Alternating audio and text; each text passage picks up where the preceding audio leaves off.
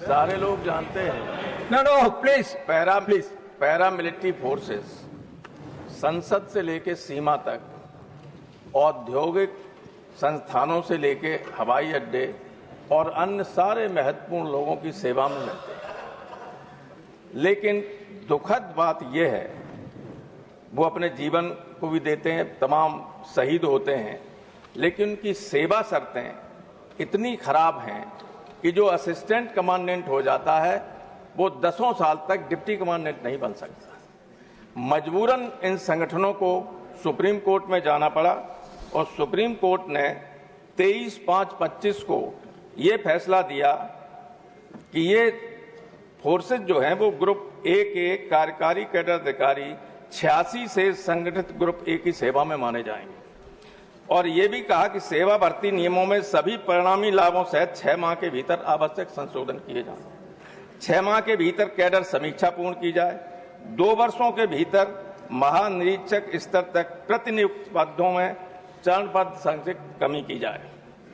इस पर जब कुछ नहीं किया, गृह मंत्रालय पुनर्रिव्यू कर दिया वहां सुप्रीम कोर्ट में। रिव्यू की याचिका को मुख्य न्यायाधीश सूर्यकांत जी की पीठ ने 28/10/25 को निरस्त कर दिया।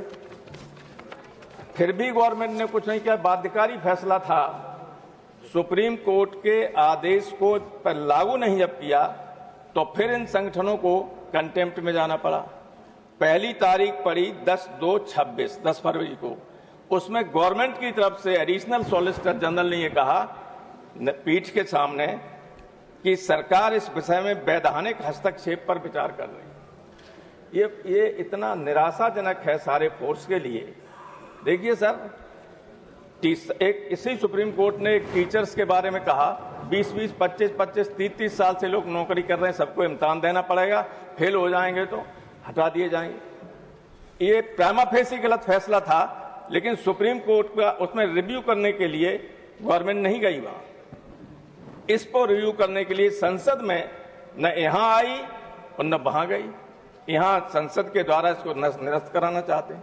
जो लोग अपनी जान दे रहे हैं आपकी रक्षा में, अगर कोई हमला करता है तो गोली पहले खाने के लिए वो तैयार रहते हैं। मुझे अफसोस है और आश्चर्य भी है कि गवर्नमेंट सुप्रीम कोर्ट के इस आदेश को पालन क्यों नहीं कर रही है। 12-13 हजार अधिकारियों का सारा कैरियर खराब है। IAS, IPS लोग आ जाते हैं ना। ये मुझे दुख के साथ कहना पड़ता है कि जो IAS और IPS लॉबी है वो श्रीमती धर्मशीला गुप्ता जी, हमारा काम खत्म हो गया, कर दिए, बोलने दिया जाए, पूरा काम नहीं करने दिया। हम ये चाहते हैं ये डॉटेड लाइन पर न करें।